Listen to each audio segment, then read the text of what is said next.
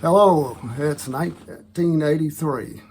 Summer's here. Yeah, it's that time of the year when the Pattersons, the McFarlands, and the O'Callahans gather together for a long weekend in what has been known as Pat's Cabin.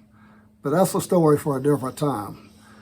Today was a fun-filled day of swimming, boating, skiing, enjoying the sun and the water, watching Uncle Bob teach a possum how to fly. And after a long day, we gathered in the cabin for supper. Bob is in charge of cooking the steaks, but Bob don't put a fork in Pat's steak. After a delicious meal, the adults gathered on the porch. Night is calm, the air is cool. We began reminiscing stories of our childhood days and some of the special times we enjoyed. Suddenly, I noticed all the kids were sitting around in position to hear all these stories. So it gave me thought of a true legendary story of a huge mountain lion that roamed around the counties of Forsyth and Hall. Paw prints and some of the sandy beaches around Lake Lanier had been seen on many occasions. One of the paws seemed to be injured or possibly shot off. But the elements were perfect. The clear skies full of stars, smoke rising up from the fire, a soft wind and a full moon added to the suspense of what might happen. Becky asked me to leave out one part because she was afraid Preston wouldn't be able to go to sleep. Could this be the legendary Clubfoot? 1983. I'm unsure of where or who recorded this on a cassette. I think it was Mary. I don't know how we ended up with a cassette, possibly with the idea of making copies. The cassette was taped in 1983. I'm not sure how it survived almost 40 years, but we'll see. Okay, let's go. All right, listen up. Years ago, back before they flooded the lake up here, this country used to be crawling with mountain lions. Legend says, years ago, that a bunch of campers were up here camping out close to where we're sitting right here, right now. That's what the legend says. Anyway, a group of campers were down the lake one night. It was kind of dark, much like it is tonight. What lake? Lake Lanier. I know, but you said it wasn't damn yet. Hey, Ron, who's telling a story? Wise guy. Hey, you heard the story before, be quiet. The Chattahoochee and the Chesapeake River would come down and Rob's right, it wasn't a lake yet. They used to camp out because it was good fishing.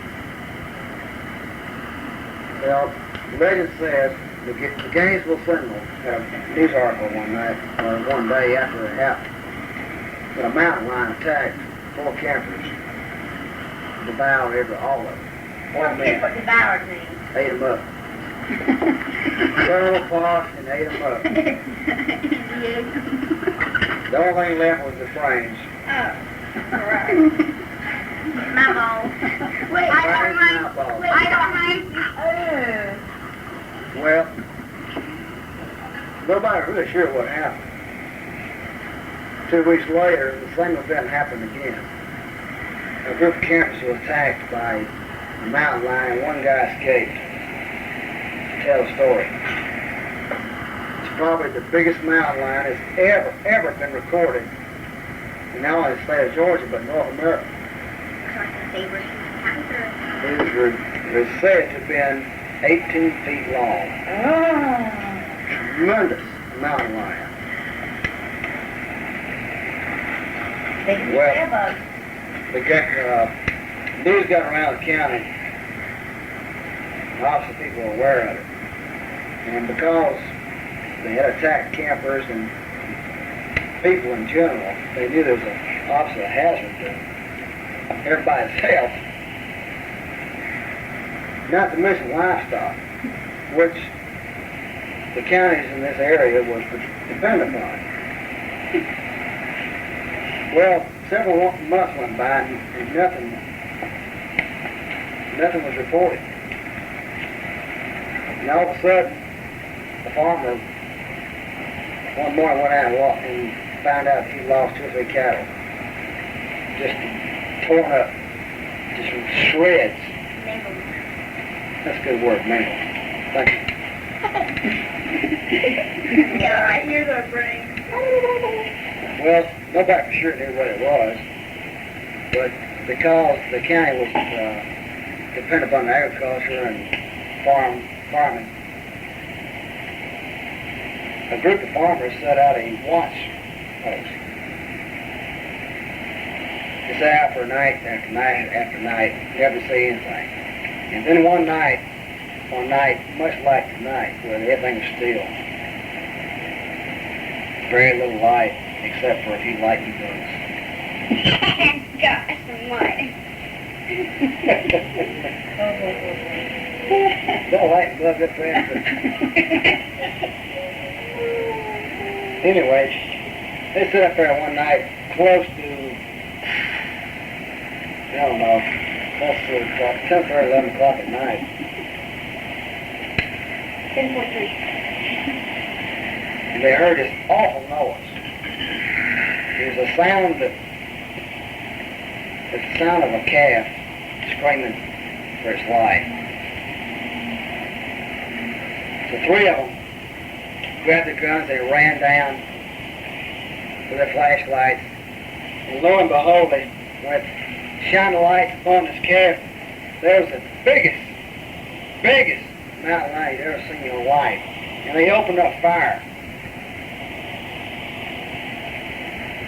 And they wounded the mountain lion. The mountain lion turned and ran off. They tried to search with their lights and couldn't find the mountain lion. They went back to camp and gathered other farmers, 10, 15 of them. And they were tracking this mountain lion. All they could track it by was the blood. They knew they'd wounded it because of blood tracks. They tracked it. For 2 days solid, they tracked this mountain lion. And finally came upon his old farmhouse. And the blood tracks ran right inside his old abandoned farmhouse. Nobody lived there. So, No, wait a second. Y'all hear that? Come from late this month now. Oh, that radio right there.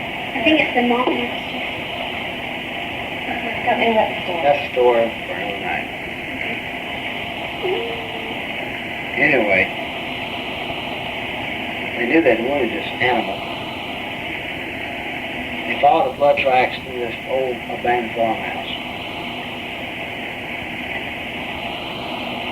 They were so afraid because of the size of this mountain lion that they sent for reinforcements and brought in 30 men to completely surround this farmhouse.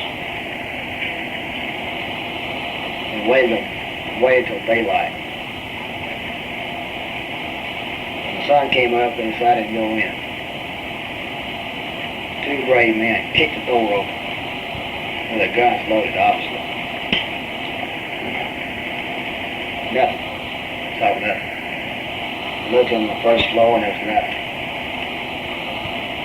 They followed the blood stains to the stairs that went up to the 2nd level. They looked at each other, these 2 brave men.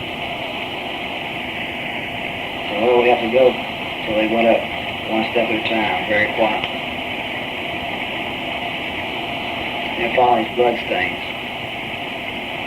Drip by drip by drip. The stains on the staircase. They finally came to a closed door.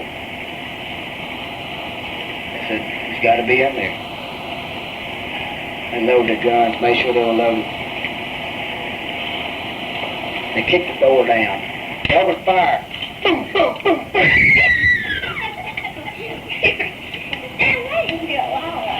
It usually goes blam, blam, blam. There was nothing there. Nothing. The smoke cleared, they couldn't find nothing. The blood stains.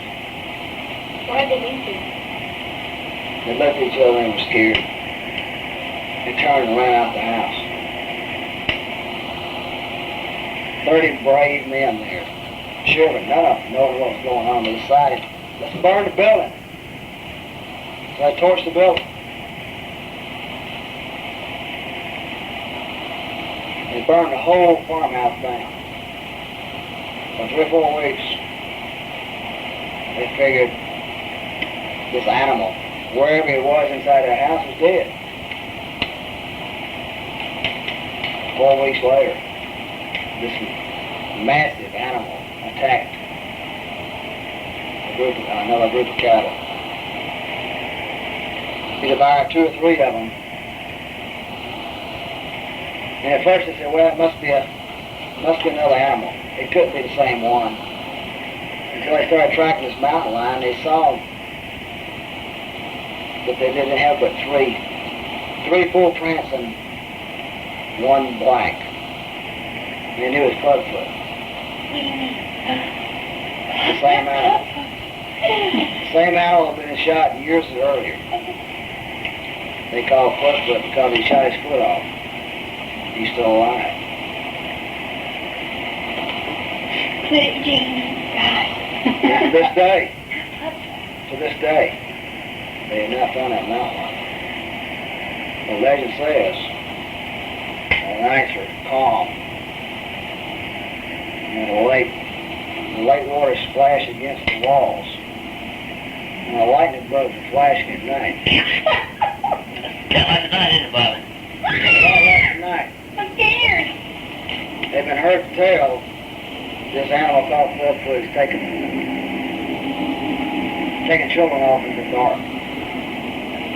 Never to be found again. Chicken and children. Yeah. He likes to tease chicken and children. That's a different story. That's a different story.